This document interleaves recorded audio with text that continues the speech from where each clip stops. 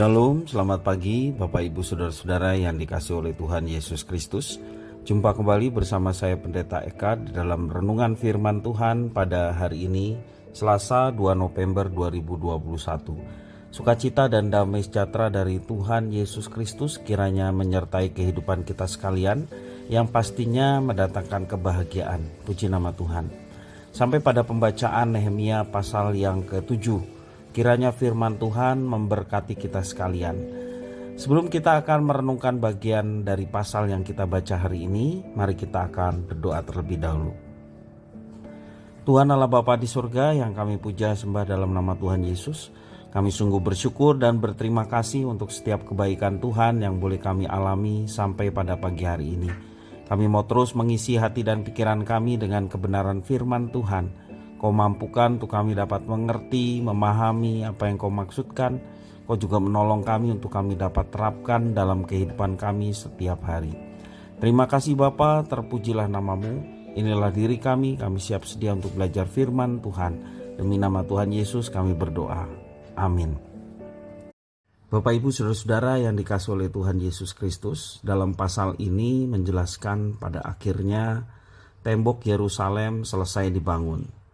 Tugas selanjutnya adalah mendata dan meneliti status orang-orang Yahudi yang pulang dari pembuangan. Tujuannya untuk mencatat silsilah dari mereka dan beserta keturunannya yang masih bertahan hidup. Itu dalam ayat yang ke-6 sampai 63. Sebab hal itu berkaitan dengan kelangsungan hidup bersama dalam tembok Yerusalem yang selesai dibangun. Setelah tembok Yerusalem selesai dibangun, semua pintu gerbangnya ditutup dan dipalangi. Pengawasan dan keamanan Yerusalem diserahkan pada Hanani. Mengapa Nehemia memilih Hanani? Karena ia dikenal sebagai pribadi yang dapat dipercaya dan takut akan Tuhan. Jika kita melihat daftar silsilah pada perikop ini, akan ditemukan kesamaan dengan kitab Ezra pasal yang kedua. Hal ini seakan-akan untuk memastikan bahwa semua yang kembali dari pembuangan adalah orang Yahudi.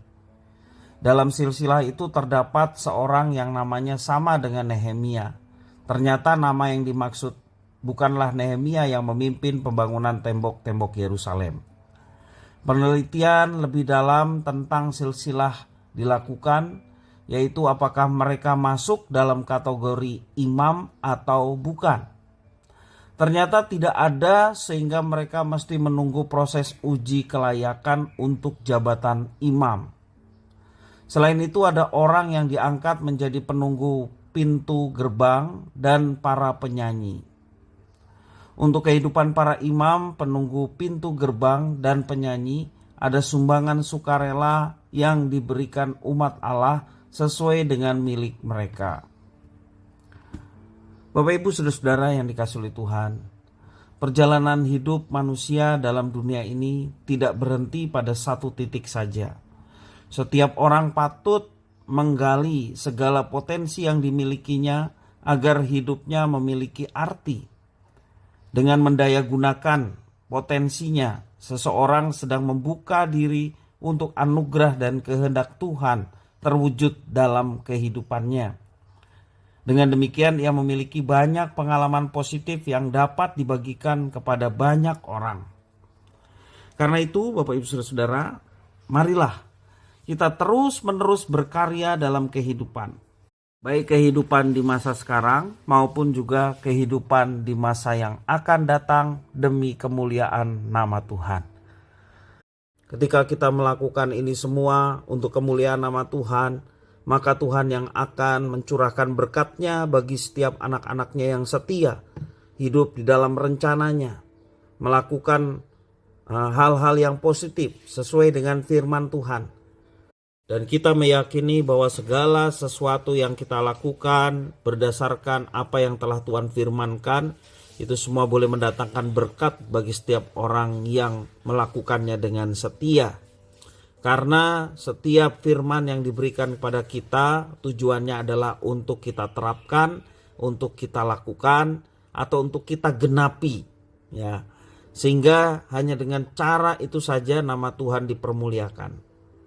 Nah, Bapak Ibu Saudara-saudara, sekali lagi segala potensi, karunia, talenta yang dipercayakan Tuhan atas kita, mari kita gunakan dengan sebaik-baiknya untuk memuliakan nama Tuhan.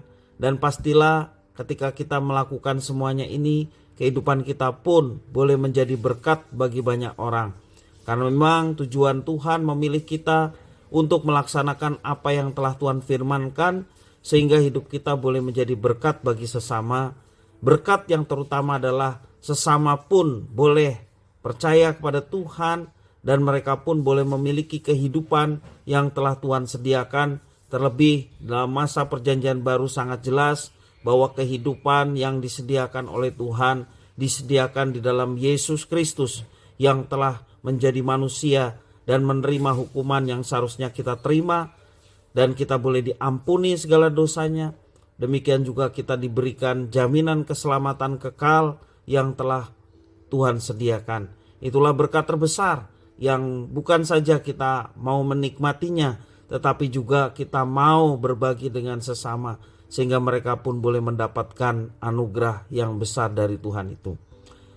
Biarlah firman Tuhan pada hari ini boleh menjadi berkat bagi kita sekalian. Mari kita akan berdoa bersama. Tuhan Allah Bapa di surga, terima kasih atas firman Tuhan. Engkau yang memampukan kami ya Tuhan, untuk kami dapat terapkan, khususnya dalam kehidupan sehari-hari. Kami mau mendaya gunakan potensi yang Tuhan percayakan pada kami. Anugerah yang telah Tuhan berikan kepada kami, yakni keselamatan di dalam Yesus Kristus. Kami boleh nyatakan itu dalam kehidupan kami sehari-hari. Sehingga dengan segala potensi, karunia, talenta yang dipercayakan Tuhan, kami ingin melayani Tuhan. Dan kami rindu banyak jiwa pun boleh mengenal pribadi yang agung dan luar biasa di dalam Yesus Kristus, seperti yang telah Engkau berikan kepada kami. Terima kasih ya Tuhan, terima kasih atas firman-Mu. Inilah doa permohonan ucapan syukur kami. Demi nama Tuhan Yesus kami berdoa. Haleluya. Amin.